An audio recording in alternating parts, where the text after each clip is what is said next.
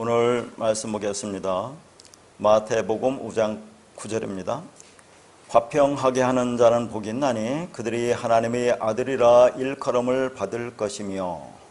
자, 오늘부터는 팔복 중 7번째 복인, 자, 문자로 보니까 화평하게 하는 자가 복을 받는데 그 복이 하나님의 아들이라 일컬음을 받는다는 이 문자적인 의미가 무엇을 말하는지를 살펴보도록 하겠습니다. 자, 우리가 지금까지 6가지의 복을 봤지만 7번째 복도 마찬가지로 화평하게 한다라고 하니까, 자, 우리가 인간이 그렇게 행위를 하는 것으로 말씀은 되어 있어요, 우선. 그래서 그 영어도 이 화평하게 하는 자를 peacemakers로 이렇게 번역이 되었어요.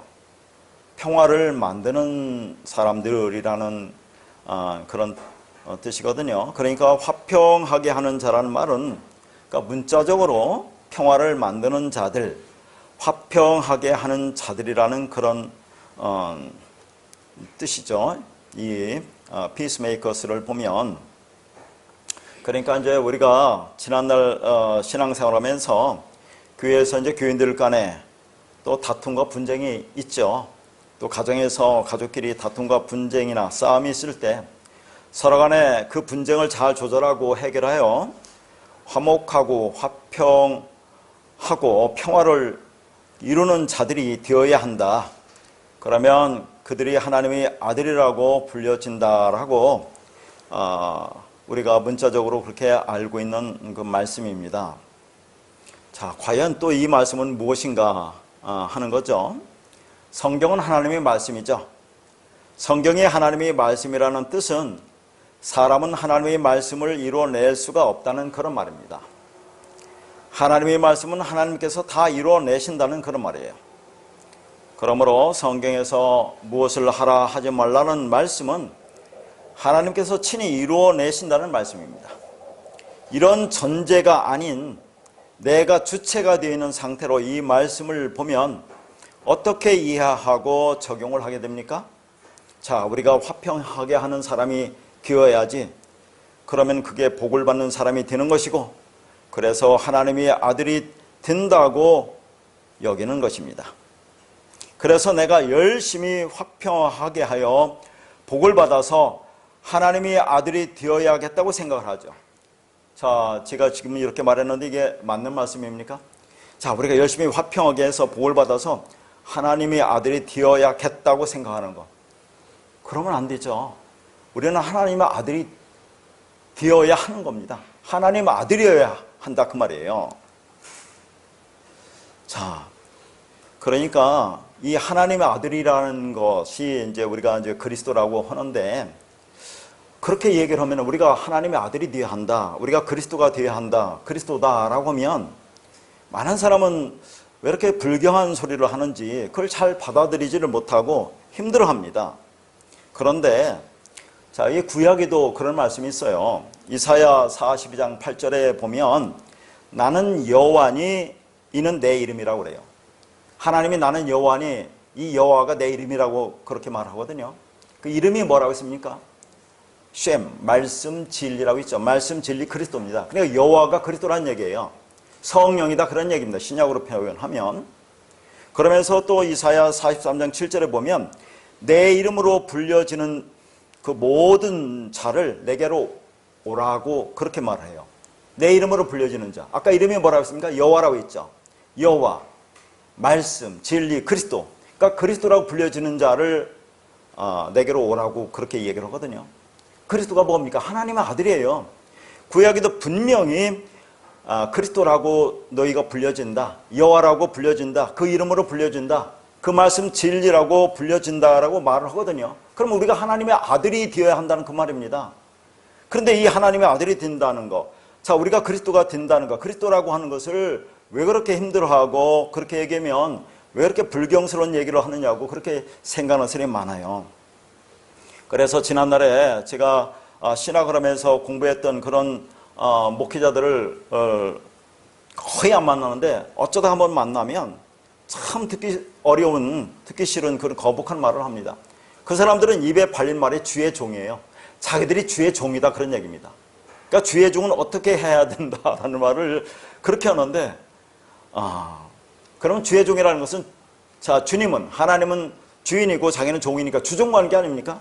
그러니까 하나님이 하신 말씀, 이 명령을 우리가 열심히 복종하고 순종해야 한다.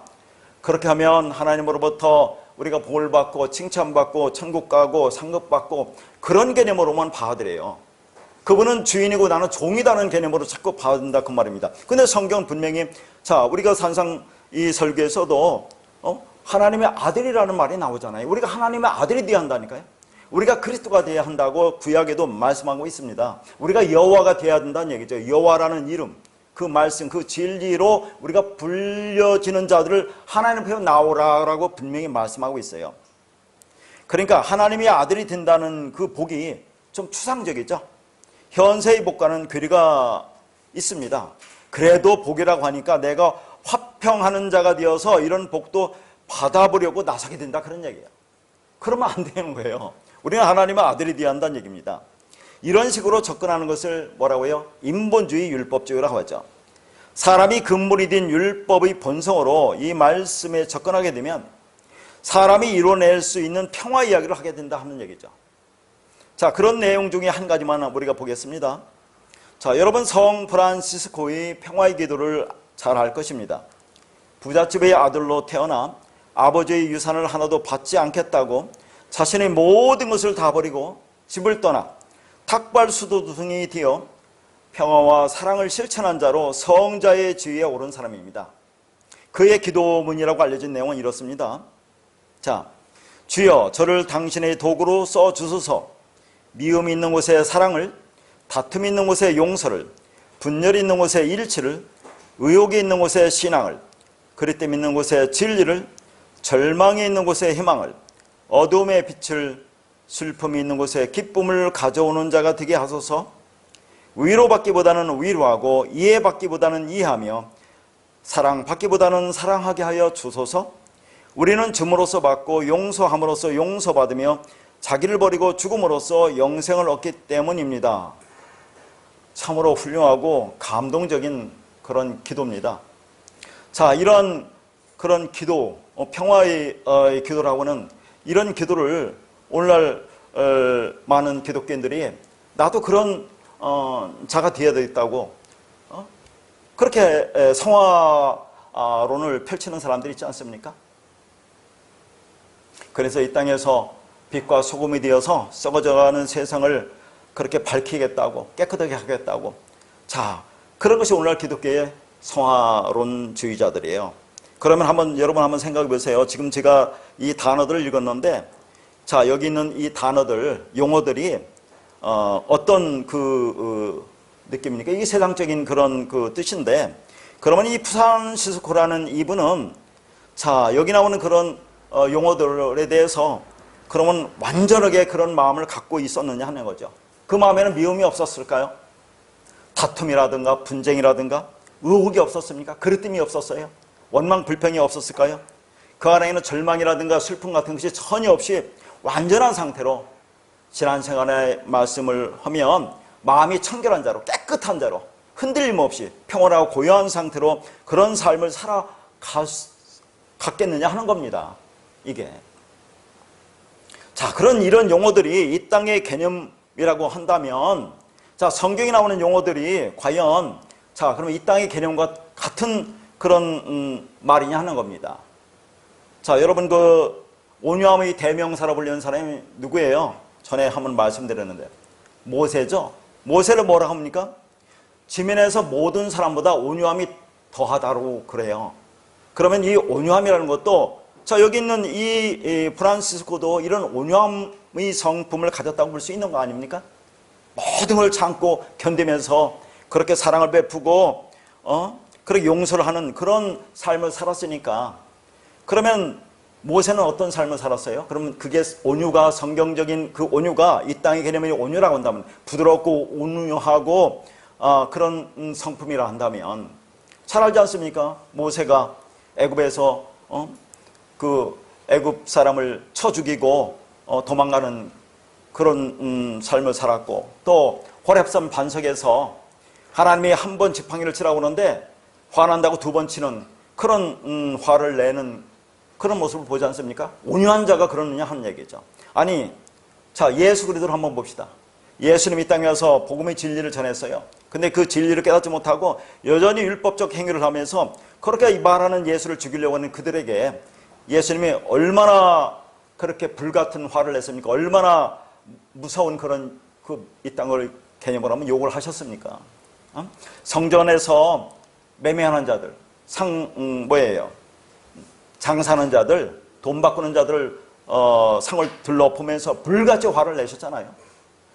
자, 만약에 우리가 이제 예수님 보고 온유하고 겸손하다라고 이제 우리가 또 보는데, 그런 분이라면 어떤 상황에서도 이 땅에 오셔서 어떤 상황에서도 복음을 전하면서 상황이 어떠할지라도 끝까지 온유하고 부드럽고 사랑하고 자비하고 그렇게 그들에게 복음을 전해야 되지 않았겠느냐 하는 얘기죠. 참고 견디면서 모든 것을 덮어주면서. 그런데 그러지 않았잖아요. 왜 그렇습니까? 복음이라는 것은 자, 사느냐 죽느냐의 말씀이에요. 어떤 말을 갖느냐에 따라서 우리가 사느냐 죽느냐인데, 그렇게 복음의 진리를 전하는 예수님께서 그걸 깨닫지 못하는 자들에게 불같이 화를 내시는 거예요. 왜냐하면 자, 그들에게 책망하고 그래서 화를 내서 깨닫게 하기 위해서 그런 거지, 예수님이 그렇게 말씀한 것은 자, 그들을 미워서 그런 것이 아닌 것을 나중에 우리가 또 말씀을 살펴볼 수 있습니다.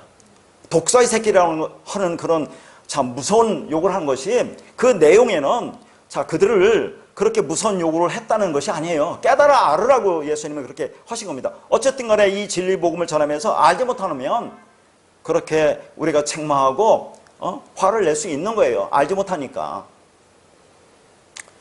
자, 그런데 자, 여기 있는 이런 용어들을 보면서 자, 우리는 어떤 생각이 드느냐 하는 겁니다. 거기 마지막에 보니까 우리는 줌으로써 받고 용서함으로써 용서받으며 자기를 버리고 죽음으로써 영생을 얻기 때문이라 하고 얘기하니까, 뒷부분은 자, 우리가 하는 말과 좀 비슷하네요. 자기를 버리고 죽음으로써 영생을 얻는다.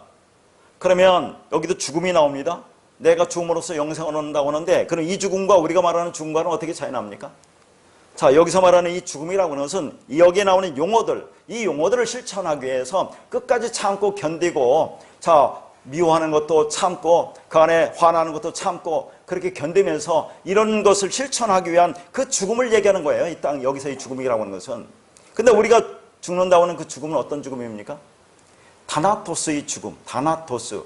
자, 히브리어로는 무트라고 하죠. 무트라는 자태가 죽다라는 그런 말인데, 무트가 뭐라고 했습니까? 무트가 그냥 그 자음 것만 보면 말씀이 완성되다 그런 얘기예요. 말씀이 완성된 거. 그러면 죽었다라고 얘기하는데, 그러면 우리가 어떻게 말씀을 완성합니까?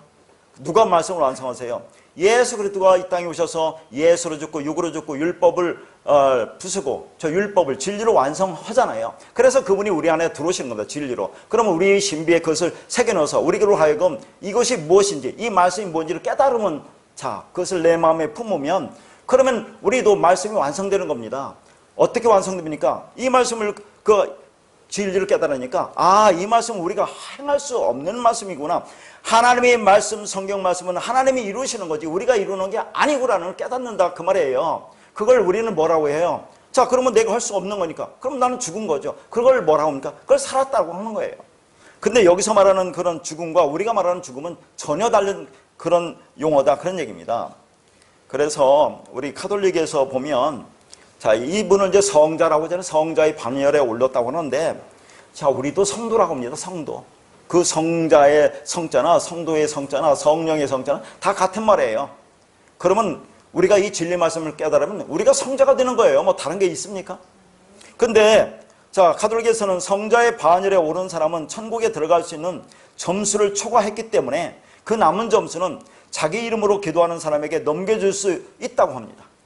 그래서 가톨릭에서는 마리아를 중보자로 내세우고 많은 사람의 이름을 부르면서 그들의 공로를 넘겨받겠다는 것이 공로 사상이에요. 어떻습니까? 참 어처구니가 없는 그런 말씀이죠. 자, 어쨌든 그렇게 프란시스코는 평화를 실천했는데 어느 날 갑자기 영웅이 되었어요. 이것이 인간들이 실천해낸 평화의 모습이다, 그런 얘기입니다. 그러면 도대체 성경에서 말하는 화평하게 하는 자, 이 화평이라는 것이 무엇을 말하느냐 하는 겁니다. 자, 지금부터 이제 그 내용을 살펴볼 텐데요. 우리가 지금까지 6가지 복을 봤는데 전부 다 뭘로 시작합니까? 복으로 시작해요. 그러면 7번째도 복으로 시작하겠죠? 자, 복으로 시작하는데 그게 이제 마카리오스라는 그 단어인데 이게 이제 복 있는, 복딘, 복받은 그런 말입니다. 자, 이것이 형용사하고 복수예요. 그리고 이제 한번 다시 확인하는 것은 마카리오스 끝이가 오미클론 시그마로 끝납니다. 영어로 OS처럼 되어 있죠. 그러면 이렇게 끝나면 이건 어떤 존재의 상태를 말한다고 했어요. 그러니까 자, 이게 복된, 복 있는 이로 시작하는데 이게 존재 상태고 복수니까 자, 뭐 어떻게 번역합니까? 복된 자들, 그런 얘기예요. 제가 말하자고 하는 것은 한글 성경은 화평하게 하는 자면 그런 복을 받고 그러면 하나님의 아들이라고 하는데 원어는 그렇게 되어 있지 않다, 그런 얘기죠. 복된 사람들부터 시작해. 복된 사람들. 그럼 복된 사람들이 먼저 존재가 되는 거죠. 어떻게 복된 사람들입니까? 창세전에 하나님의 그 언약에서 복을 받은 사람들, 그들이 화평하게 하는 자라는 얘기입니다. 일단 화평하게 하는 자. 그러면 그게 하나님의 아들이라고 하는데, 자, 그러면 여기서 화평하게 하는 자를 볼게요. 자, 이 단어가 호는 정관사가 붙었어요. 에이레노 포이오스라는 단어입니다. 화평하게 하는 자가. 자, 이 에이레노 포이오스는 에이레네와 포이에오의 합성으로 됐어요. 에이레네. 자, 우리가 흔히 말하는 화평, 화목, 평강, 평안, 평화로 번역되는 에이레네와 포이에오. 자, 우리가 지금까지 제일 많이 본 게 포이에오라는 단어 같아요. 히브리어 아사라고 되어 있는 것. 이게 뭐라고 했습니까? 되게 하다, 되어지다, 만들다, 만들어지다, 그런 의미입니다. 그러면 이것만 보면, 자, 호 에이레노 포이오스는 뭐라고 볼 수 있어요? 화평이 되어진 자, 이렇게 볼 수 있죠. 이것만 보면 화평이 되어진 자, 화평이 만들어진 자라고 볼 수 있습니다. 그러면 이 에이레네가 히브리어로 뭐라고 잘 알죠? 샬롬, 평화, 평강이니까 샬롬. 근데 이 샬롬이라는 단어는 샬람이라는 단어에서 왔어요. 이 샬람이라는 단어는 온전하다, 안전하다, 완성하다, 그런 얘기입니다. 그러니까 샬롬 에이레네는 완성되었다, 그런 얘기예요. 그래서 이 에이레네 단어가 사전을 보면 하나가 되다라는 뜻이 있습니다. 어떻게 해서 하나 됩니까? 완성되어 있으니까 그게 하나가 된다는 얘기죠. 그러니까 하나님의 진리로 내가 깨닫고 진리가 되면 그게 완성된 거 아닙니까? 그러면 그 하나님과 하나가 된다는 의미가 담겨 있는 거예요. 이 에이레네, 샬롬이라는 것은. 그래, 뒤에서도 보겠지만 에이레네는 단어 자체가 하나님과 결합되는 것으로 또 보여주잖아요. 그리고 그래서 70인역에서는 이 샬롬이, 70인역이 뭔지 알죠? 히브리어를 헬라어로 번역한 70인역에 보면 이 샬롬이 뭘로 나오냐면 소테리아로 나와요. 소테리아. 소테리아가 뭐냐면 구원으로 나옵니다. 그러면 정리가 되죠. 자, 진리에서 내 안에 들어와서 그 진리와 내가 하나가 되니까 그게 완성된 자고, 그러면 그게 구원이야 라는 말이 이 에이렌의 샬롬 안에 담겨 있는 거죠. 이게 화평입니다. 화평. 그러니까 자, 화평하게 하는 자는 그럼 뭐겠어요? 우선 거기 또 에이렌의 포이오스도 그 끝에가 오미콜론 시그마로 되어 있죠. 복수고 형사이기 때문에 자, 화평하게 하는 자라는 의미는 그럼 어떤 의미겠습니까? 자, 그러니까 화평하게 하는 자라는 것은 내가 누구를 화평하기 이전에 누가 우리를 화평하게 합니까? 예수 그리스도가 이 땅에 와서 우리를 화평하게 하는 자가 되는 거죠. 그 화평하게 하는 예수 그리스도에서 내가 화평이 되어진 자들을 말해요. 화평이 되어진 자들. 다시 말해서 화평하게 하는 자란 말은 자, 진리로 우리가 완성되었기 때문에 하나가 진리가 된 자들로 구원이 완성된 자를 말하는 거예요. 그러니까 자연스럽게 하나님 아들이라고 하는 거 아닙니까? 그런 말이지 우리가 어떻게 이 땅에서 화평하게 하느냐, 그런 얘기예요. 화평이라는 것은 우리 생각으로, 개념으로, 국어사전 개념으로 보면 절대 안 된다, 그런 얘기입니다. 분명히 나오잖아요, 언어에. 화평이 뭐라고요? 하나가 된 자, 결합된 자, 에이레네, 샬롬. 그게 완성되다. 그게 구원이야. 진리가 내가 되는 거죠. 그러면 하나님의 아들이라는 얘기가 자연스럽게 이어지는 거예요. 그리고 이제 거기 일컬음을 받다가 나오죠. 이제 칼레오라는 단어인데 부르다 초청하다 하는데 이게 수동태입니다. 그러니까 어떻게 됩니까? 내가 화평이 된 자가 아들로 초청을 받는 겁니다. 그러니까 진리로 하나가 되어야 하나님은 아들로 부르신다 그런 얘기예요. 자, 그러니까 지난 시간에도 말했고 계속 제가 말하는 것은 중요하기 때문에 말하는데, 예수 그리스도를 하나님의 아들이라고 하는 것은 왜 예수 그리스도를 하나님의 아들이라고 한다고 했어요? 하나님의 아버지가 있고 예수 그리스도는 아들이 있다는 것은 왜 아버지와 아들 개념으로 자꾸 복음을 설명합니까? 이 땅의 개념으로 우리가 아버지와 아들 개념, 부모 자식 간의 개념, 그 관계를 통해서 진리를 설명하기 위해서, 진리는 보이지 않기 때문에, 하나님은 보이지 않죠. 하나님 아버지, 아부, 하나님이 성전 진리는 보이지 않기 때문에 그분이 보이는 모습으로 이 땅에 오는 거죠. 진리를 담고 그리스도로, 즉 예수 그리스도로, 예수라는 육으로, 육체로, 율법으로 그리스도를 담고 이 땅에 보이는 곳으로 옵니다. 그러니까 예수 그리스도를 뭐라고 해요? 두 번째 성전, 보이는 성전으로 온다 그러냐, 말하는 성전으로 온다 그런 얘기입니다. 그래서 너희들이 어떻게 구원이 받는지 아니? 너희들도 이렇게 아들이 되어야 구원을 받는다는 것을 보여주는 거죠. 그러니까 예수가 죽는 겁니다. 육이 부서지는 겁니다. 율법이 완성되는 거죠. 그리스도로 드러나는 거죠. 그 그리스도 진리가 우리 안에 와서 우리가 그 그리스도 진리가 되면 그럼 우리도 하나님의 아들이라고 한다니까요. 이걸 설명하기 위해서 하나님을 아버지라고 예수 그리스도를 아들이라고 하는 거지 다른 개념이 아니다 그런 얘기예요. 그래서 지난 시간에 뭐라고 했습니까? 나를 본 자는 하나님을 보았다고 했죠. 나를 본 자는 아버지를 보았다. 나를 호라우예요. 내 안에 그리스도 진리를 보았다면 아버지, 하나님 말씀, 그것도 진리로 너희들이 알았을 거 아니니? 그렇게 얘기한다니까요. 그러니까 자, 하나님과 예수 그리스도를 아버지와 아들 개념으로 하는 것은 나를 봤으면, 예수 그리스도를 봤으면 그러면 아버지를 본 거야. 하나야. 그렇게 얘기하죠. 하나라고. 그러니까 예수님 이 땅에 와서도 아버지 말만 하고 내가 아버지와 하나 되었다고 하는 겁니다. 우리는 그렇게 하나가 되어야, 아들이 되어야 구원이 완성된다는 것을 계속 말하고 있는데, 이 땅의 사람들은 그렇게 말하면 저게 무슨 저런 말을 하나 하고 그렇게 의심하고 이 말씀을 받아들이지 못하고 있는 거예요. 우리는 과감하게 받아들여야 한다 그런 얘기입니다. 그러니까 예수 그리스도가 아들이라고 하는 것은 어떻게 너희가 아들이 되어서 구원받는지를 보여주는 거죠. 하나님이 육을 입고 그리스도 진리를 담고 이 땅에 오신 거죠. 그래서 십자가에서 육이 부서지고 진리로 그리스도로 드러나야 아들이 된다는 것을 보여주신 것입니다.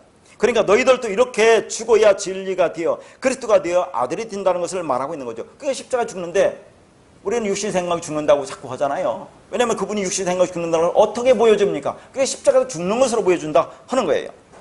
그래서 자꾸 그분을 우리는 독생자라고 하면 예수 그리스도 하나님의 외아들이야, 독자라고 하는데 하나님이 예수라는 아들을, 독자를, 외아들을 낳습니까? 그 뭐라고 했어요? 그게 모노게네스라고 했어요. 모노게네스라는 것은 하나만 가진 자, 하나인 자, 진리라는 그 말입니다. 그러니까 하나님과 하나가 되면, 내가 아버지와 하나가 되면 그러면 진리와 하나가 되는 것이고, 그게 아들이고 화평이 된 자로, 그러면 그를 하나님의 아들이라고 불려진다는 그 말이에요. 그러니까 우리가 계속해서 7이라는 언약, 창세기 1장에 7이라는 언약을 받아 자들이 이 땅에서 아직 언약을 받아서 완성됐으면 그 나라 가야 되는데 여러분 아직 살아있잖아요. 그러니까 그런 자들을 뭐랍니까? 이 땅에서 8의 복, 8복을 받아 살아간다고 하는 것 아닙니까? 그런 자들은 예수 그리스도에서 화평케 된 자이고, 그것은 곧 하나님의 아들이라고 불려지게 된다는 그런 말입니다. 다시 말해서 그리스도란 화평이 된 사람이고, 그것은 하나님의 아들이 된 성도의 존재이면서 조건이고 지향점이라고 할 수 있습니다. 그렇고 그렇게 화평케 된 자는 다른 사람을 화평이 되게 하는 자가 되는 거죠. 그러니까 이런 겁니다. 우리가 먼저 누구를 화평하게 하는 자가 못 돼요.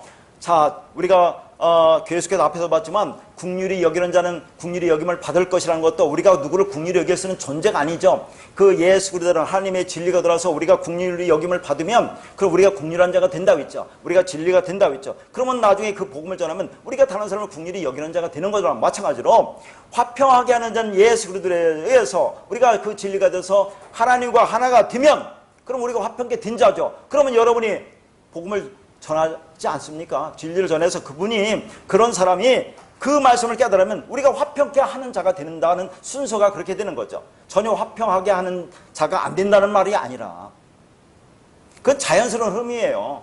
어떤 그 율법적인 내용도 아니고 자연스럽게 흘러가는 내용입니다. 다시 말해서 화평케 하는 자는 화평이 든 자하고 화평이 되게 하는 자다라고 말할 수가 있는 거죠. 이것은 단순히 만사형통, 운수 대통의 삶이 아닙니다. 구약에서는 샬롬으로, 신약에서는 에이레네로 번역된 화평, 평안은 세 가지 중요한 개념이 있습니다. 첫째는 하나님과 하나가 된 상태로서의 평안이고, 둘째로는 안식을 누리는 평안이고, 셋째로는 종말론적 구원의 완성으로서의 평안의 의미가 있는 것이에요. 그러니까 화평, 평안은 하나님과 하나가 된 상태로 안식과 구원의 완성을 말하는 겁니다. 다시 말해서 화평하게 하는 자는 하나님과 하나가 된 자이고, 그러니까 안식을 누리는 자고, 그러니까 구원이 완성된 자다 하는 얘기예요. 자, 화평은 복음을, 진리를 통해서 선악 판단의 주인으로 살고 있는 나를, 자, 진리를 깨닫고 진리가 되는 것을 회개한다고 하죠. 자, 그런 돌이키는 과정을 통해서 얻게 되는 신앙의 내용입니다. 그리스도가 주는 평안, 이 평안은 우리가 만들어내는 것이 아니라 그리스도의 영을 받은 성도 안에서 진리 영이 생명을 가지고 확정해가는 과정이고 내용이라고 할 수 있어요. 그러니까 복음의 내용으로 하나님의 씨가, 생명이, 말씀이, 진리가 우리 안에 들어오면 그 씨에 의해서 에이레네, 샬롬, 화평, 평안, 평강이 만들어지는데, 그렇게 된 사람의 모습을 성경은 뭐라고요? 하나님과 하나가 된 자, 안식하는 자, 구원이 완성된 사람이라고 하는 겁니다. 그것을 7의 언약을 받아 이 땅에서 8의 복으로 살아가는 구원받은 성도라고 하는 것이고, 예수님께서는 그걸 한마디로 화평케 된 자, 화평케 하는 자, 평안의 복음이 생명으로 흘러나오는 자라고 말씀하고 있는 겁니다. 그래서 이 에레네가, 자, 이 단어가 어떤 모습이라고 있어요? 소 두 마리가 하나의 멍에를 매는 것을 형상화한 글자라고 있어요. 둘이 하나의 멍에로 매는 것을 말한다는 얘기입니다. 그러니까 다시 한번 보면 에이레네나 샬롬은 문자적인 의미도 하나가 되다, 결합하다, 하나님과 하나가 되다, 그런 말이죠. 그러면 화평이고 평강인데, 자, 이 성경 말씀 속에서도 그런 의미가 담겨 있다, 그런 얘기입니다. 자, 우리가 보았던 말씀이지만 다시 한번 간단하게 보도록 할게요. 마태복음 11장 28절에서 30절입니다. 수고하고 무거운 짐진 자들아 다 내게로 오라. 내가 너희를 쉬게 하리라.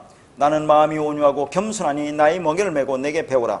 그리하면 너희 마음이 쉼을 얻으리니 이는 내 멍에는 쉽고 내 짐은 가벼움이라 하시니라.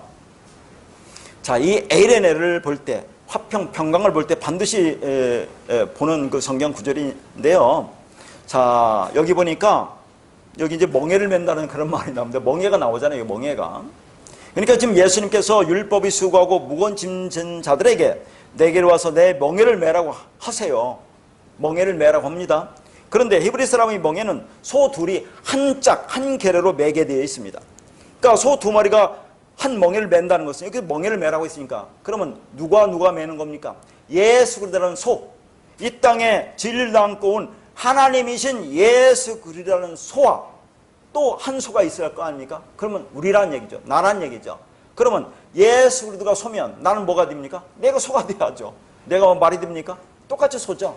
그러니까 자, 그분이 진리면 내가 진리가 되는 것이고, 그분이 부부니까 내가 부부니까 연합돼서 하나가 되니까 죄가 사라진 것이고 완성됐다라고 하는 글자가 그렇게 우리를 한 방향으로 연합하여 가게 하는 것을 형성한 글자가 이게 뭐라고요? 에이레네, 평강, 평안, 화평, 화목, 평화라는 그런 단어입니다. 따라서 멍에를 나와 함께 메고 한 방향으로 십자가의 길로, 저희 진리의 길로 이끌고 가는 그분을, 진리의 말씀으로 이 평강 에이레네를 만들어줄 수 있는 자를 우리가 뭐라고 배웠습니까? 그걸 온유한 자라고 있잖아요. 여기 겸손하고 온유하다라고 했습니다. 자, 그러니까 겸손하고 온유하다는 단어가 뭐라고 했어요? 지금 율법이 무거운 짐을 지고 죽어가고 있는 그들에게 진리 말씀을 전해줘서 율법이 모든 속박으로부터 구원내는 거죠. 자, 진리를 깨닫고 진리가 되어 하나님의 아들로 만들어내는, 진리가 되게 하는 그런 자를, 그렇게 진리로 우리를 이끌고 갈 수 있는 그런 자를 온유하고 겸손이라고 한다, 그런 얘기라고 했습니다. 성경이 온유와 겸손이. 그러면 예수님과 함께 같은 멍에를 메고 한 길을 갈 때 우리가 할 수 있는 일은 뭐겠어요? 그냥 끌려가는 거잖아요. 그게 온유고 겸손입니다. 그렇게 온유고 겸손인데 또 그런 자가 그 말씀을 전해줘서 다른 사람을 그 진리가 뭔지를 깨닫게 하면 또 그분을 온유하고 겸손이라고 한다, 그런 얘기죠. 자, 그것을 여기서 뭐라고 합니까? 쉼이라고 하잖아요. 안식이라고 합니다. 안식, 쉼. 그러니까 하나님과 우리가 하나가 되면, 진리와 하나가 되면, 그럼 하나님의 아들이 되니까 그게 안식이 되겠죠. 당연하지 않겠습니까? 그걸 쉼이라고 한다, 그런 얘기입니다. 그러니까 화평하게 하는 자라는 말은 진리와 하나로 결합하게 만드는 자다, 그런 얘기죠. 그래서 하나로 진리로 결합되면 그게 아들이다, 그런 말입니다. 다시 말해서 화평하게 하는 자는 우리를 아들로 진리가 되게 하는 자로, 그게 누구라고요? 바로 예수 그리스도입니다. 그러니까 우리가 성령에서 진리가 되면 그게 하나님의 아들이다, 그런 얘기입니다. 그래서 여러분, 자, 우리가 성령이 말씀 진리가 되면 하나님의 아들이라고 하는 것은, 그러니까 예수님도 어떻게 태어납니까? 마리아에게서 성령으로 잉태되잖아요. 성령, 진리 말씀 드리니까 그게 예수 그리스도라는 거죠. 그게 하나님의 아들이라고 하죠. 그럼 우리 안에 성령이 들어와서 그 말씀이 있으면 우리 보고 하나님의 아들이라고 한다니까요. 똑같은 내용을 얘기를 하는 겁니다. 그러니까 화평하게 하는 자, 온유한 자에 의해서 화평, 평안이 된 자, 온유한 자가 하나님의 아들이다, 그런 얘기죠. 그게 세 번째 복으로 뭐라고 했습니까? 땅을 기업으로 받는다고 했죠.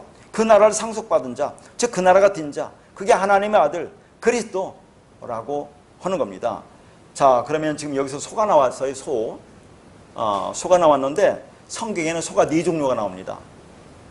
구약에 소가 히브리어는 네 종류가 나오는데, 잘 보세요. 왜 소가 네 종류가 나오는지를 한번, 여기도 복음이 담겨 있다는 걸 한번 들어보세요. 첫 번째 소가 알레프 소입니다. 자, 알레프, 그 히브리 자음 첫 자, 그게 소뿔처럼 생겼잖아요. 그럼 이걸 알레프가 하나님이라고 하는 겁니다. 숫자로는 1과 1000이라고 얘기해요. 그러면 완성이죠. 그러면 이게 알레프는 뭡니까? 하늘의 것, 보이지도 않고 감지도 안 되는 소를 가리키는 겁니다. 외양간에 있는 소. 근데 외양간에 있는 소가 밖으로 나옵니다. 자, 보이지도 않고 알 수 없는 소가 이 땅에 육을 입고 오는 거예요. 그걸 바카르소라고 그래요. 바카르소. 자, 바카르소 한번 보세요. 그 자음값을 왜 이렇게 써주냐면 그 의미를 해석해 주기 위해서 써주는 겁니다. 거기 보니까 오른쪽부터 보면 그거 디귿자를 거꾸로 놓은 거 있죠? 뒤집어 놓은 거. 그거 베이트라고 하죠. 성전 율법. 그 P자 같이 생긴 거. 그거 코프라고 합니다. 이 코프는 파괴하고 다시 세운다는 그 말이에요. 그 다음 레슈라는 것이 있는데, 그러니까 두 번째 소 바카르소. 보이지 않는 소가 이 땅에 오는 소. 예수 그리스도라는 소는 뭡니까? 성전 율법을 파괴하고 다시 세우는 소다, 그런 얘기예요. 그러니까 이 바카르소는 예수 그리스도를 나타내고 있어요. 예수님이 이 땅에 와서 뭡니까? 십자가에 죽어서 율법을 완성해서 진리로 드러냈잖아요. 그러니까 이걸 바카르소, 두 번째 소, 예수 그리스도를 가리키는 거죠. 그러니까 예수님이 일하는 소로 와서 일을 하십니다. 어디서 일합니까? 성전에서 일합니다. 그러니까 성전을 뭐라 합니까? 밭이라고 합니다. 밭은 우물이라는 의미예요. 한번 밭전자를 한번 생각해 보세요. 밭전자. 여러분, 한자, 밭전자. 한자도 뜻글자이기 때문에 상당히 의미가 깊어요. 밭전자, 정사각형으로 됐죠? 네모로 됐죠? 이게 사입니다. 사. 거룩한 성 예루살렘. 자, 세노갈세 땡으로 사, 정사각형. 그 안에 뭐가 있어요? 십자가가 있어요. 이게 밭전자입니다. 이게 성전을 의미하는 거죠. 그러니까 예수님이 성전을 오셔서 지금 뭐예요? 성전에서 일을 하십니다. 일을 하셔서 그걸 성전을 바치라고 했죠. 바쳐서 일해 하셔서 뭡니까? 그걸 우물이라고 했죠. 우물에서 물을 기르는 겁니다. 물이 뭐예요? 말씀 진리죠. 말씀 진리를 길러서 누구한테 줘요? 우리한테 주려고. 그러려면 결국은 뭡니까? 예수가 십자가에 죽어야 될 거 아니에요. 그러니까 이 바카르소라는 예수 그리스도 소는 성전에서 밭에서 밭 가는데 사용되는 소예요. 그렇게 일을 해야 우리가 진리를 알 수 있죠. 그래서 일을 해서 율법을 진리로 설명하잖아요. 근데 율법을 진리로 설명하는데 못 알아듣니까 예수가 죽는 겁니다. 율법을 파괴하고 진리를 완성을 하죠. 십자가 죽는 것을 나타내고 있는 거예요, 이게. 다시 한번 보세요. 밭자 써놨죠? 우물이라는 뜻입니다. 그럼 남자라는 남자남 그 한자를 보세요. 그러면 이게 힘역자 위에 밭전자가 있죠? 그렇죠? 그러면 이게 무슨 말입니까? 이 한자는 남자가 일한다는 그런 의미죠? 힘역자니까 남자가 일한다는 얘기예요. 그럼 남자가 누굽니까? 예수 그리스도가 이 땅에 남자로 오잖아요. 그러니까 예수만 보면 여자라고 있습니다. 율법이니까. 근데 그 안에 그리스도라고 들어있죠. 아담으로 완성된 사람이에요. 그래서 예수는 남자입니다. 이 땅에 남자라서 일을 해요. 그분이 성전에서 우물에서 일을 합니다. 근데 거기 힘력자를 보세요. 어떻게 보입니까? 그 쟁기처럼 보이잖아요. 시골의 쟁기. 그러니까 예수가 이 땅에 와서 예수 그리스도가 자, 이 쟁기를 끄는 겁니다. 쟁기를 끌고 일을 하는 거죠. 우물에서 성전에서 그걸 일을 내서 뭡니까? 말씀을 율법을 진리로 이렇게 열심히 해석해 주는데 깨닫지 못하니까 결국은 예수가 십자가 죽는 거예요. 그 성전에서 죽는 겁니다. 그래서 물을 길러서 그 물 진리를 우리한테 주는 거예요. 그런 의미가 담겨 있는 겁니다. 이 단어가. 그러니까 주님이 뭐랍니까? 손에 쟁기를 들고 뒤를 돌아보는 자는 하나님 나라에 합당하지 않다고 말씀하잖아요. 아니 예수님께서 열심히 쟁기로 일을 해서 그 말씀을 진리로 우리한테 주고 열심히 가르치고 있는데 자꾸 뒤로 돌아봅니다. 뭐예요? 세상을 율법으로 돌아가려고 하면 안 된다는 그런 말이에요. 그러니까 주님이 바치란 성전에서 일을 해서 물을 나오게 하는 겁니다. 물, 말씀, 진리를 나오게 해서 너희들, 우리를 그 물을 주어서 뭐예요? 아들로 만들겠다고 하는 것이 이런 의미가 담겨 있어요. 그러니까 첫 번째 준 성전이 자 보이는 성전, 예루살렘 성전이잖아요. 율법의 성전. 그건 말을 못합니다. 진리를 가르칠 수 없어요. 그래서 주님이 두 번째 성전, 말하는 성전을 와서 열심히 지금 성전에서 일을 합니다. 말씀을 가르쳐줘요. 율법을 진리로 가르칩니다. 우물에서 일을 해서 우물을 퍼올려서 진리를 가르쳐 주시는데 자 어떻게 해요? 그래서 십자가에 죽는다는 것이 그 안에 담겨 있는 거죠. 그래서 에스겔서서 보면 뭐라고 합니까? 성전에서 물이 흘러나온다고 하잖아요. 성전 문지방에서 물이 흘러나온다는 얘기가 그 말입니다. 그게 주님의 일이에요. 그러니까 지금 주님이 어디서 말씀하고 계세요? 지금 산상설교가 성전 마당에서 예루살렘 성전 마당에서 율법의 성전에서 그 성전을 지금 바라보면서 말씀하고 있어요. 율법을 가지고 제자들에게 진리를 말씀하고 계신 겁니다. 율법을 진리로 설명해 주는 것이 주님의 일이다 그런 얘기죠. 그게 바카로소입니다. 바카로소. 그러니까 예수는 원래 어떤 소예요? 보이지 않는 알레프소입니다. 그런데 그분이 이 땅에 육을 입고 율법으로 성전으로 바카로소로 보이는 소로 오셔서 성전뜰에서 진짜 성전인데 내가 성전인데 너희들이 거물인 성전을 보고 지금 무슨 희생제사를 하고 있니라고 말씀하시면서 율법의 성전, 보이는 성전을 부수고 계신 그런 모습을 하고 있는 거예요. 그러면 그렇게 일하는 목적이 뭡니까? 계속 말하죠. 일하는 목적이 뭐예요? 말씀을 해석하는 거잖아요.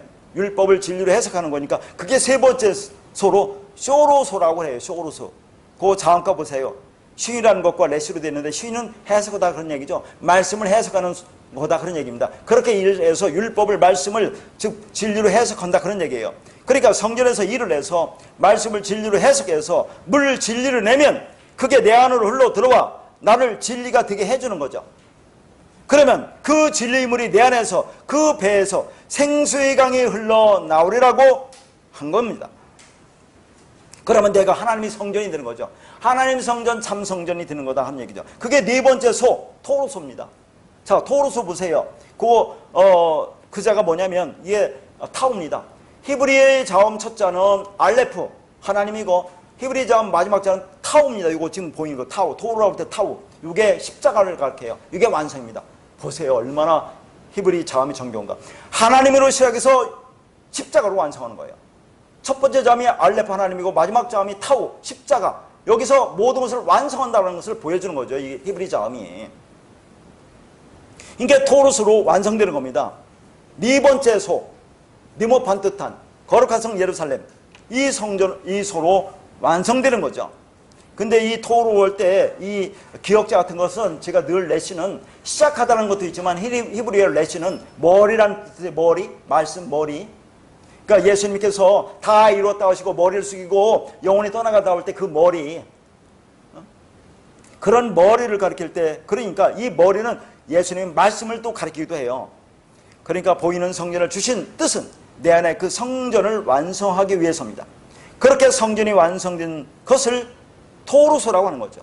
머리, 말씀으로 완성된 것이 토로소다 그런 얘기입니다. 그러니까 자, 소, 네 마리 소, 네 종류의 소를 봅시다. 자, 알레프 소, 보이지 않는 소가 이 땅에 보이는 소, 바카로소로 와서 열심히 일을 합니다. 그러면 쇼로소로 말씀을 해석하여 우리가 진리를 깨닫고 성전으로 완성되면 그게 우리가 뭐래요? 토로소가 되는 거예요. 그러니까 주님이 소로 와서 나와 함께 멍에를 매면 그걸 에이렌의 화목, 평강, 평화라고 하는 겁니다. 그러면 내가 토로소로 완성이 되는 거죠. 그게 샬롬입니다. 에이렌입니다. 그러니까 네 종류 소가 나오는 것은 뭡니까? 살을 말하는 거죠. 우리가 사가 되어야 완성이 된다는 그런 말이에요. 그러니까 이 LN은 두 마리 소가 하나로 결합을 하는 것을 말하는데, 하나는 예수를 두고 또 다른 하나는 납니다. 그러니까 내가 그분과 하나가 되어서 하나의 명예를 매는 것을 문자로 표현한 것이 LN입니다. 그래서 내가 그분과 하나가 되지 않으면 평안, 화평이 안 되는 거죠. 하나가 안 되는 겁니다. 그러니까 이 단어는 우리가 생각하는 개념의 평안이 아니죠. 주님과 하나가 되는 것, 그게 진리가 되는 것으로, 그러면 그게 평안, 화평입니다. 자, 우리가 또 한번 생각해 볼 것은, 자, 4나 40은 같은 거예요. 우리가 4가 되면 완성입니다. 40도 그게 완성이에요. 왜냐하면 4 곱하기 10이니까. 10은 뭐예요? 숫자 10은? 이게 완성을 얘기하거든요. 자, 그러면 재미나게 우리가 한번 생각해 볼 것은, 유교 용어 있죠, 유교. 부록이라는 거 있죠, 부록. 자, 유교의 부록은 뭡니까? 그걸 나이로 40이라고 그래요. 유교의 부록이라고 하는 것은 뭡니까? 세상의 것에 흔들리지 않는다, 유혹되지 않는다는 것이 부록 아닙니까? 공주가 말했는데, 자, 우리가 나이가 40 되면 그 나이에 책임져라. 세상 것에 흔들리지 않아야 된다는 것이 그들이 말하는 부록이에요. 그러면 우리가 40이 되면 세상 것에 흔들리지 않습니까? 아니, 공자는 그렇게 되었나요? 참 나는 의문입니다. 마음에 조금이라도 흔들림이 없나요? 조금이라도 인간적인 생각이 안 났느냐 하는 얘기입니다. 그들의 희망사항이었지. 저는 그렇게 생각합니다. 어떻게 인간이 그렇게 세상 유혹에 흔들지 않을 수가 있겠나. 40이 되면 그렇게 한다고 하는데, 그러면 우리 기독교의 40은 뭐냐 하는 얘기입니다. 4 곱하기 10이라고 있죠. 자, 그러면 대표적으로 우리가 광야 40년 동안 양육받자는 말씀으로, 그 말씀이 40이 완성되면 우리가 약속 땅으로 들어가지 않습니까? 40은 완성을 얘기하는 거죠. 자, 노아의 방주, 노아 시대에 하늘에서 내리는 홍수, 노아의 방주 때 그 홍수가, 비가 며칠 동안 와요? 40일 옵니다. 40일. 40일 동안 내려서 땅에 기식하는 모든 것들이 다 죽어요. 땅에 기식한다는 게 뭡니까? 호흡만 하는 거. 말씀을 모르고 그냥 호흡만 하는 거, 생명만 가진 거, 기식하는 거, 네페시, 푸시케, 육체, 하나님의 영이 없는 바사르, 그것들은 다 죽어요. 그러나 그런 자들 중에서 은혜로 살아나는 자가 있죠. 노아의 방주 안에 있는 자들. 그러면 그들이 나오는 거죠. 그게 완성이다 하는 것을 보여줍니다. 예수님은 40일 줄이고 시험 받았다고 하는데, 그 금식이라는 것도 그런 뜻이 아닙니다. 우리가 생각하는 금식이 아니에요, 성경에서. 어쨌든 간에 그건 나중에 불말이고, 그 40일 동안 시험 받고 마지막 결론이 뭡니까? 사람이 떡으로만 사는 게 아니요, 하나님의 여호와의 입에서 나오는 말씀으로 산다고. 말씀, 진리로 완성하는 것이 40이라니까요. 근데 유교에서는 그것을 그냥 이 땅에 우리가 세상 유혹에 흔들지 않는 것으로 봅니다. 또 어떻게 설명할 수 있어요, 40은? 이게 이단들이 설명하는 그 숫자하고는 전혀 달라요. 40은 어떻게 하면 4 곱하기 10이죠? 계명이 열이죠. 계명이 열을 산상설계에서 몇 수로 줍니까? 네 수로 주잖아요. 살인, 간음, 거짓 증거, 사랑. 이것을 하나로 알으면 그게 40이에요. 또 하늘의 수 3을 내가 진리를 깨달으면 그거 4가 된다고 하잖아요. 그래서 40으로 완성을 얘기합니다. 성경은 철저하게 그렇게 말을 하고 있어요. 근데 유교에서 말하는 부록은 그냥 세상에 유혹에 흔들리지 않는다고 하는데, 우리가 말하는 40이 되면 뭡니까? 우리도 유혹에 흔들리지 않죠. 어떤 유혹에 흔들리지 않습니까? 율법에 흔들리지 않는다 그 말이에요. 우리 율법에 흔들리지 않습니다. 왔다 갔다 하지 않는다는 얘기죠. 율법과 진리를 왔다 갔다 하지 않습니다. 그러니까 하나님의 말씀에 의해서 그걸 진리로 깨닫고 진리가 되면 그게 평안, 화평입니다. 전에 한번 제가 50도 얘기했는데요. 공자가 말하는 50, 지천명. 자, 사람이 나이가 50이 되면 하늘의 명령을 알아야 된대요. 사람이 50이 되면 하늘의 뜻을 알아야 된다고 하죠. 그러니까 이 세상 종교를 한번 보세요. 전부 다 인본주의 아닙니까? 인간이 그렇게 해야 된다고 생각하는 거 아니에요. 근데 우리 기독교는, 진짜 기독교는 하나님 다 하신다는 얘기예요. 40이나 50이나 같은 말입니다. 하나님 다 이루신다고 얘기하는데, 세상 교교는 인간이 다 그렇게 한다고 하는데, 오늘날 기독교는 뭡니까? 우리도 그렇게 해야 된다. 아까 평화의 기도 같은 거 봤잖아요. 너희들이 그렇게 해야 돼. 그것을 성자로 추앙받고 있잖아요. 그러면 50이, 그러면 기독교의 50은 어떻게 됩니까? 오순절이죠, 오순절. 50, 오순절. 희년이잖아요, 희년. 자, 희년. 뭡니까? 성령이 임하여 진리를 깨닫는 것으로 모든 율법의 속박에서 해방되는 자유가 선포되는 것을 말하는 거예요. 그게 완성입니다. 그러니까 그 성령, 그 그리스도가 와서 그 진리를 깨닫게 되면 하나님의 명령을 알게 된다니까. 하나님 뜻을 알게 돼요. 그러면 그게 완성이죠. 그러면 이 40이나 50이나 이런 것은 세상에서 말하는 것과 기독교는 전혀 다릅니다. 우리는 나에 관계없어요. 깨달으면 모든 것이 그렇게 된다. 누가 깨닫게 해줘요? 하나님이 깨닫게 해주는 거죠. 진리가 와서 나를 깨닫게 해주는 거죠. 그러나 세상은 인간이 그렇게 하겠다. 이게 하나님과 땅 사이 차이 아닙니까? 왜 이걸 구분하지 못하는지 모르겠어요.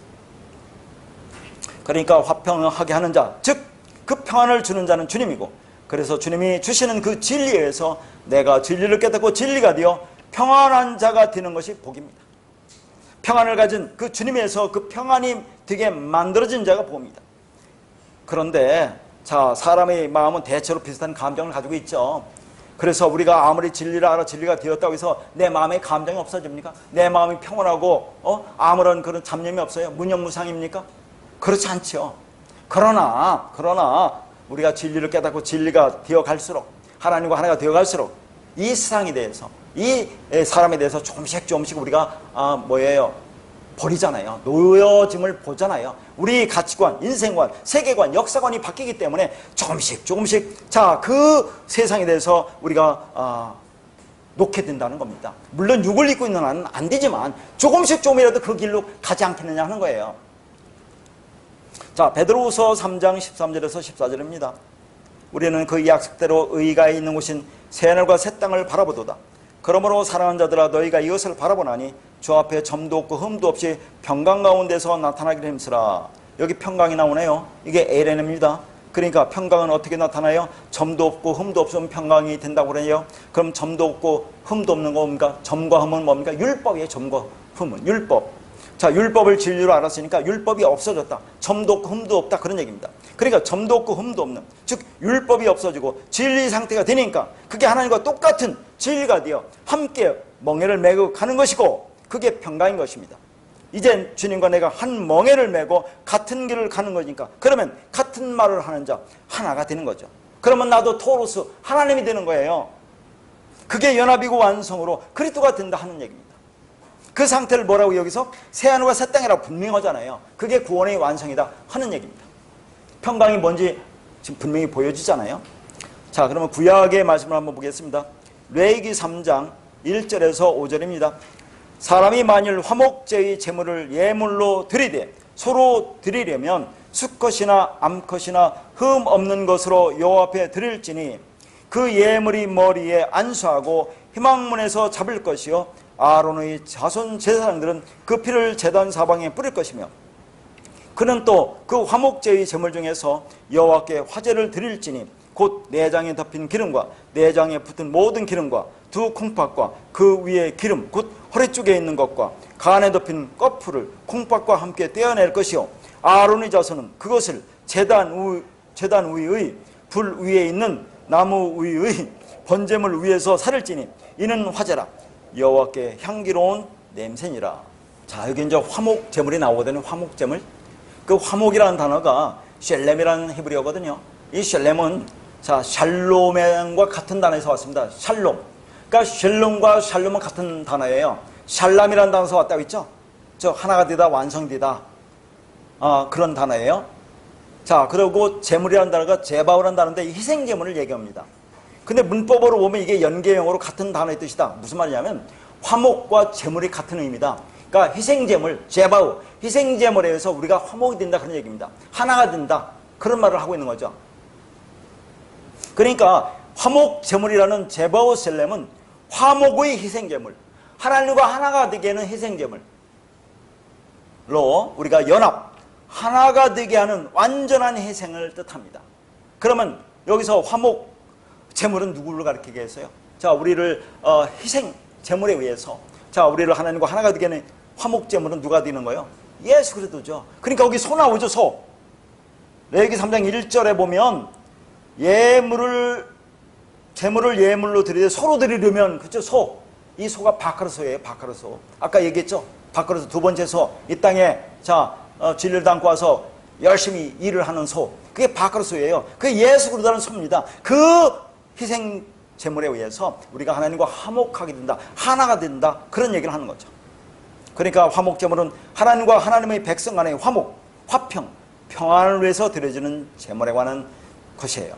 그런데 자, 거기 잘 보면 제가 읽을 때 여러분 한번 주의 깊게 보셨을지 모르겠지만 화목제의 제물에 관한 규례가 나오는데 화목제물의 내장의 기름 나오죠.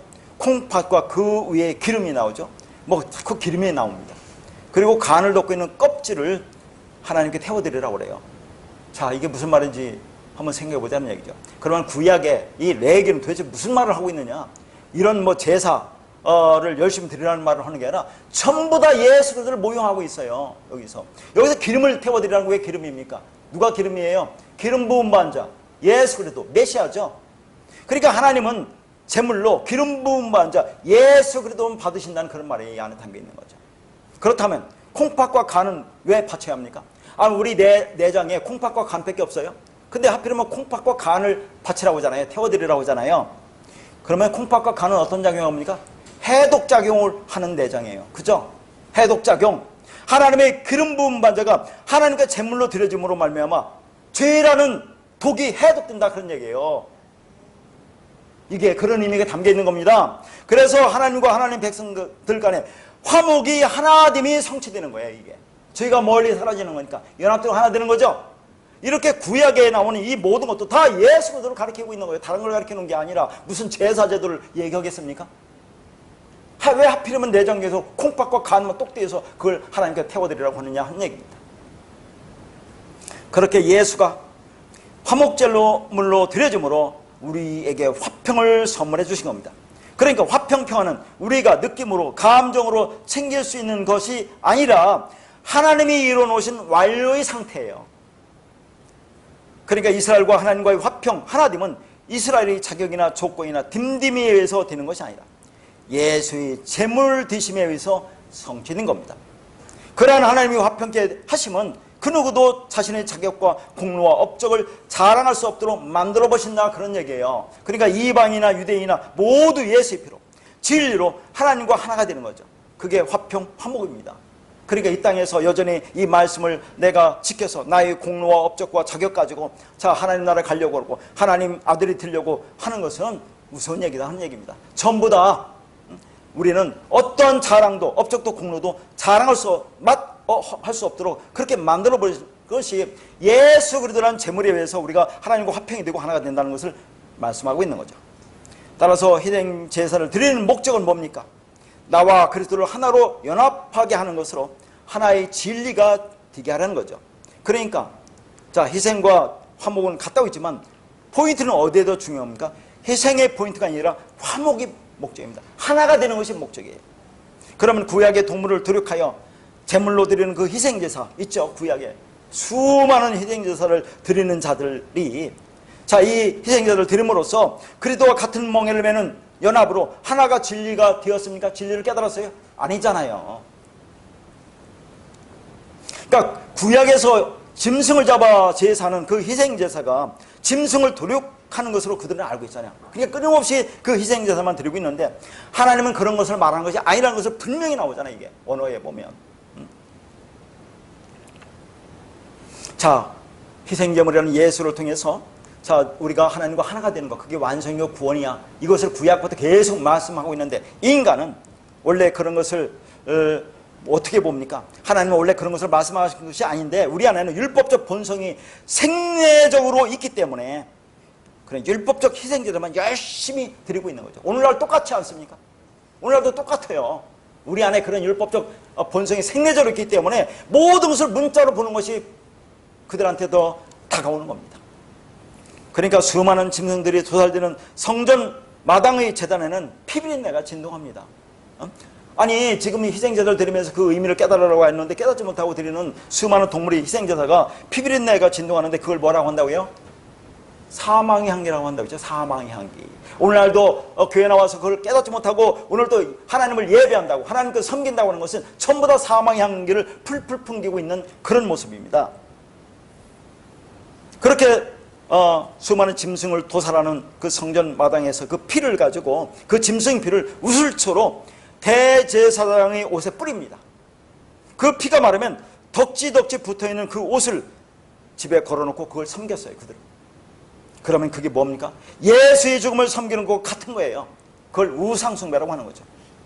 그러면 구약의 화목제물이 나오는데 신약의 화목제물이 나온 것을 보도록 하겠습니다. 로마서 3장 25절입니다.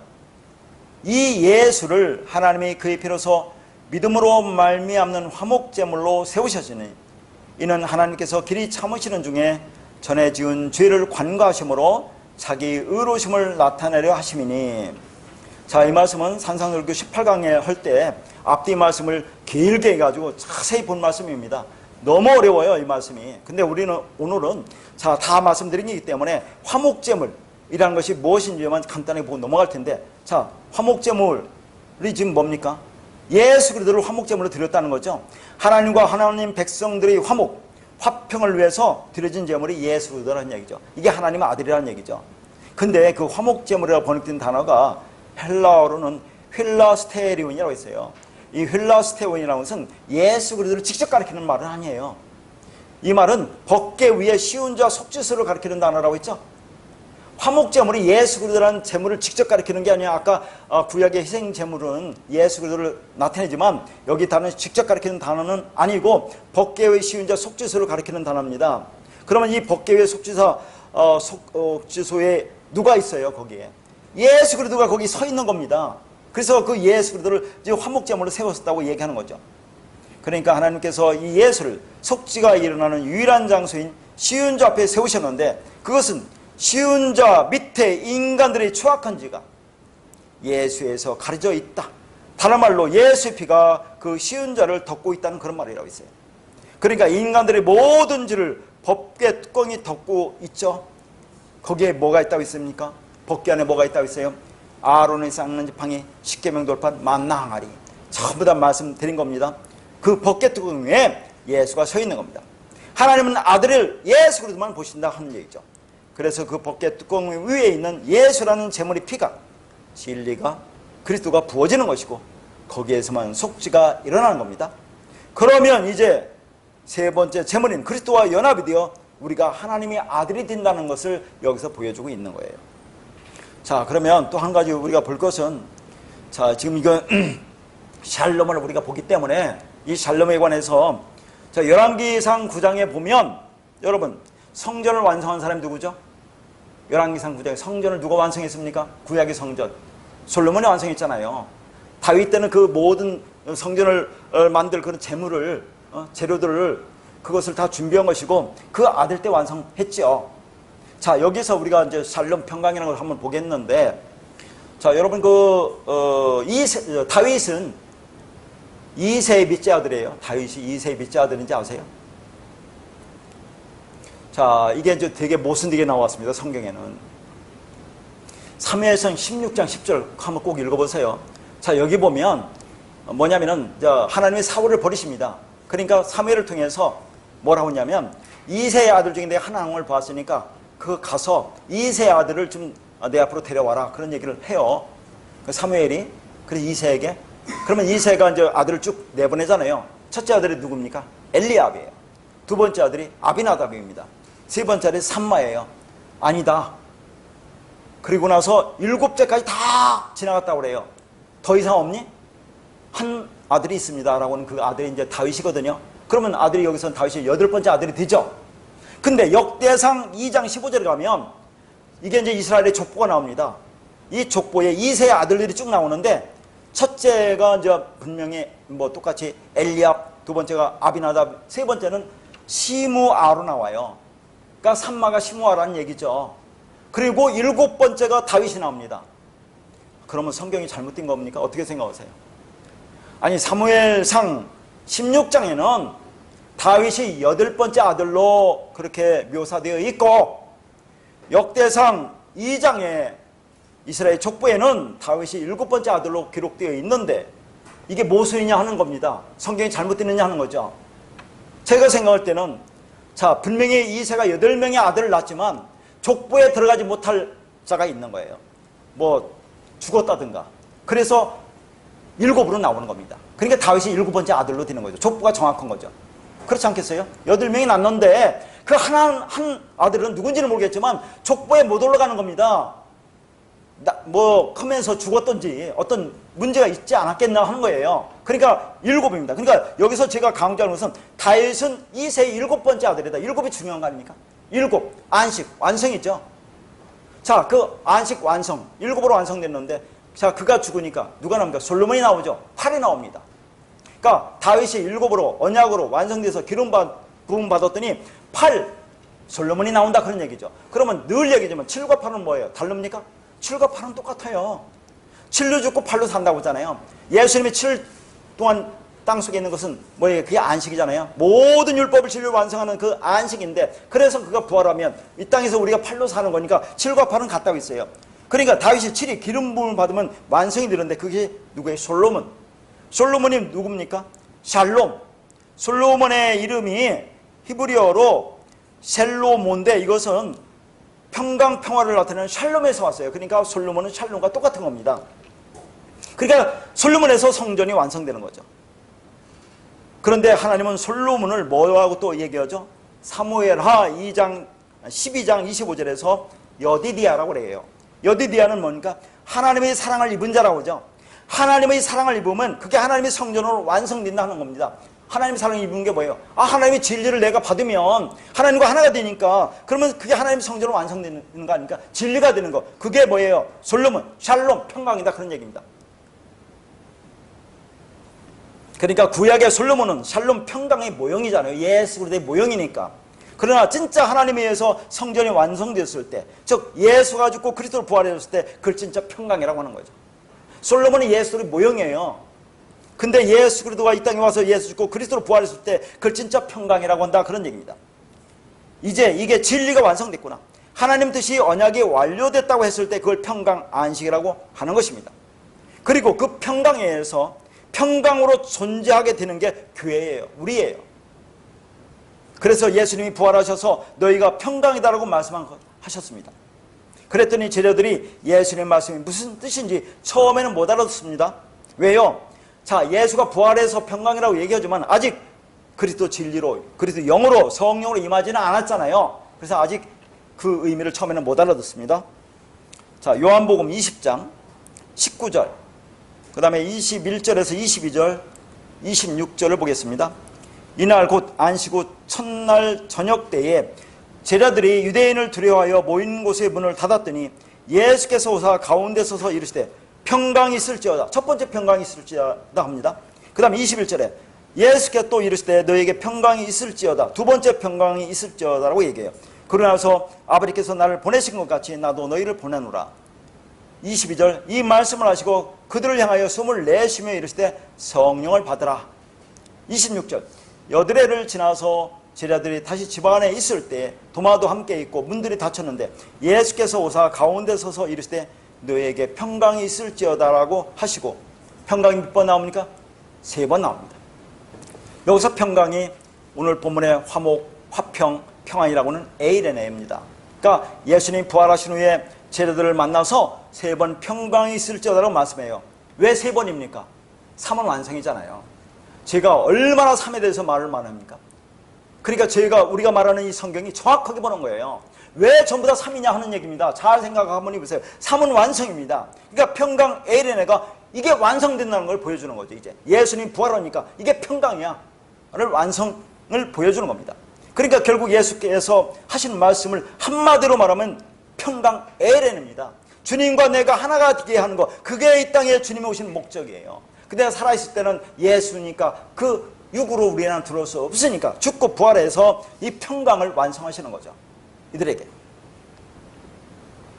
그래서 예수님께서 십자가로 언약을 다 이루시고 부활하셔서 제자들에게 오셔서 제일 먼저 하신 말씀이 평강이 있으라고 하신 거죠.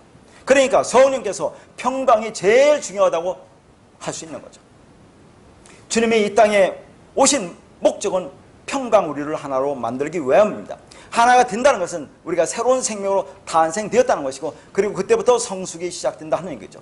세상, 코스모스를 통해서 우리가 진리를 깨닫고 진리가 되는 것이 생명이 된 것이고, 그래야 성숙, 성장이 있는 겁니다. 자, 그러면 제가 이렇게 말하면 또 여러분 의문이 되지 않아요?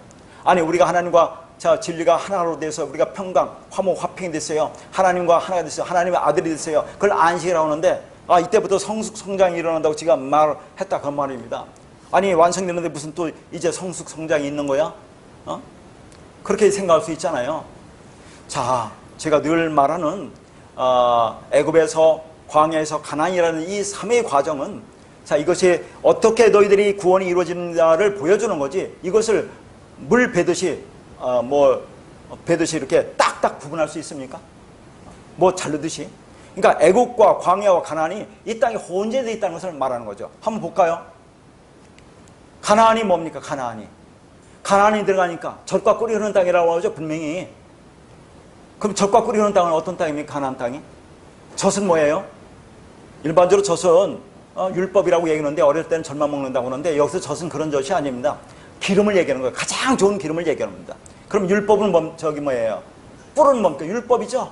달달하니까, 변화시키는 거니까. 그래서 젖과 꿀이 흐른다는 것은, 자, 진리와 율법이 같이 있다는 거죠. 왜 그렇습니까? 완성됐기 때문에, 율법을 통해서, 자, 이것이 진리로 알았기 때문에 율법과 진리가 이제 하나로 되어 있는 거예요. 그런데 우리는 여전히 가나안 땅에 가서도 여전히 율법을 행하고 있잖아요. 율법적 선악구조로 율법을 판단하며 살아가고 있지 않습니까? 우리가 다. 그러니까 가나안 7족수가 싸운다고 하는데, 그것도 누가 이룬다고 해요? 하나님이 다 하신다고 또 말씀이 나온단 말이에요. 그러니까 우리는 가나안에 가서 오직 하나님의 말씀, 그 천수답이라고 하잖아요.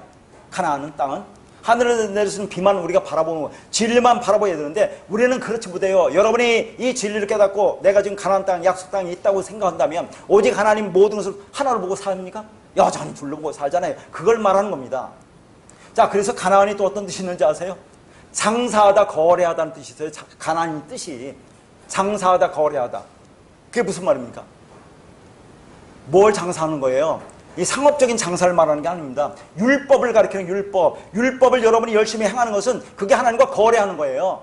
자, 이렇게 함으로써 내가 하나님부터 인정받고 세상으로부터 인정받는다는 그 율법을 행하는 것은 거래한다, 그런 얘기입니다. 왜 율법을 열심히 하려고 그래요? 하나님과 거래하는 겁니다. 그게 가나안 땅은 그런 말이에요.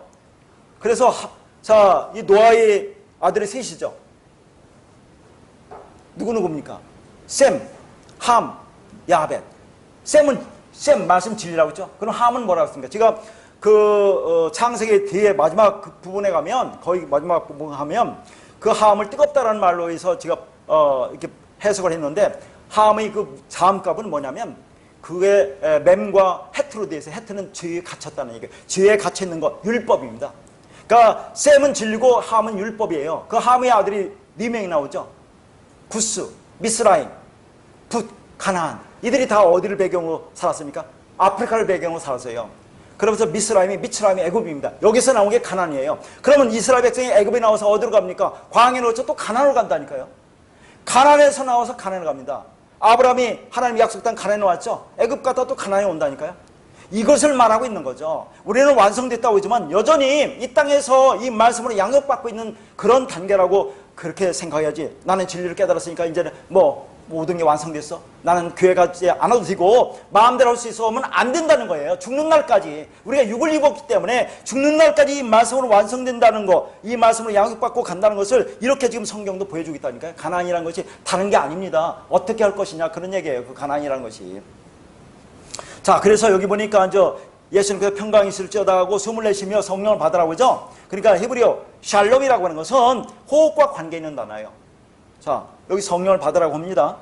자, 그러니까 그리스도의 희생을 보고 기뻐하는 자들에게 다시 평강이 있으라고 하시면서 숨을 내쉬며 성령을 받으라고 합니다. 자, 성령이 뭡니까? 나한테 오면, 그러면 그리스도 진리가 오니까 그게 평강이야, 화평인데 그 숨과 연관시켜서 얘기하고 있다, 그런 얘기입니다. 그러니까 마치 아담의 코에 생기를 불어 넣듯이 성령을 받으라고 하는 거죠. 그러니까 평안이라는 하나님의 생명이 만들어지는 것은 우리 밖에서 성령이, 말씀이, 진리가 들어와야 합니다.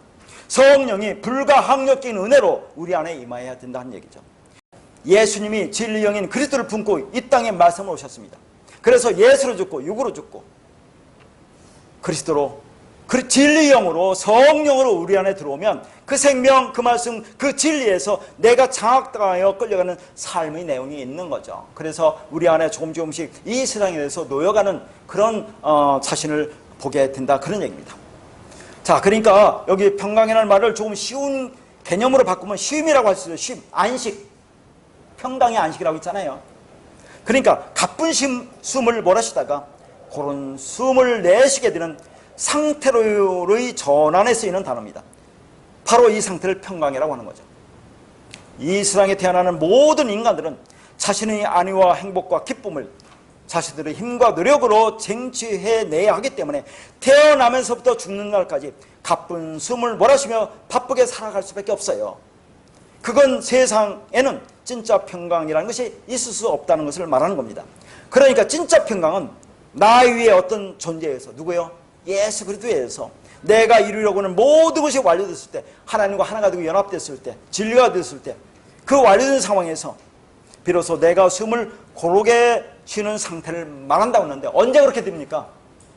우리가 지금 이 진리를 깨닫고 그리스도와 하나가 되고, 그래서 하나님의 아들이 되고 평강이 되고 안식이 되었다고 하는데, 그럼 우리가 완전히 숨을 고르게 쉬는 상태가 된 겁니까? 여전히 육을 먹기 때문에 이 땅에서 가쁜 숨을 몰아쉬며 살아가고 있어요. 그런데 언제 그렇게 합니까? 여러분, 그 임종을 보면 마지막 사람이 죽을 때 어떻게 합니까? 깊은 숨을 내쉬며 죽습니다. 그게 안식이에요. 그게. 그래서 우리말에도 휴식 혹은 안식이라는 말 안에 숨쉴 식자가 들어있는 거죠. 그게 여호와의 평강입니다. 그러니까 이 역사 속에서 나타나는 하나님께서 당신의 백성들에게 주시는 평강, 이 세상에 정의하고 기대하는 그런 유의 평강이 아니라는 것을 알 수 있습니다. 여러분, 사사기에 나오는 사사가 살아있는 동안에 그 땅이 평온하였더라는 그 말씀 나오죠. 지난날 성경은 태평하였더라고 나오는데 지금 성경은 평온하였더라고 나와요. 그러면 이 평온과 태평은 오늘 여기서 말하는 샬롬과 다른 단어예요. 샤카트라는 단어입니다. 샤카트. 그걸 통해서 알 수 있는 게 뭡니까? 인간 사사에 주어지는 평강하고 하나님이 주어지는 평강은 다르다는 걸 보여주는 거죠. 인간 사사가 주어지는 평강은 샤카트고 하나님 주어지는 평강은 샬롬입니다. 인간 사사에 주는 평강은 제한적이며 한시적이요. 샬롬으로서의 실체는 아닌 겁니다. 그래서 그 사사가 죽으면 금방 깨어질 평강이죠. 여러분, 사사기 보잖아요.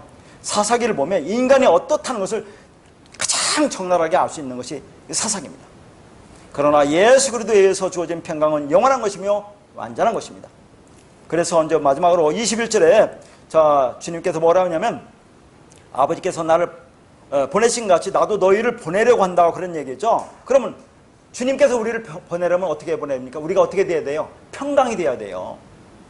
그러니까 하나님이 예수란 육을 입고 이 땅에 그 안에 그리스도를 담고 아들로 이 땅에 오신 것이 평강으로 오셨다니까. 평강으로, 안식으로, 완성으로.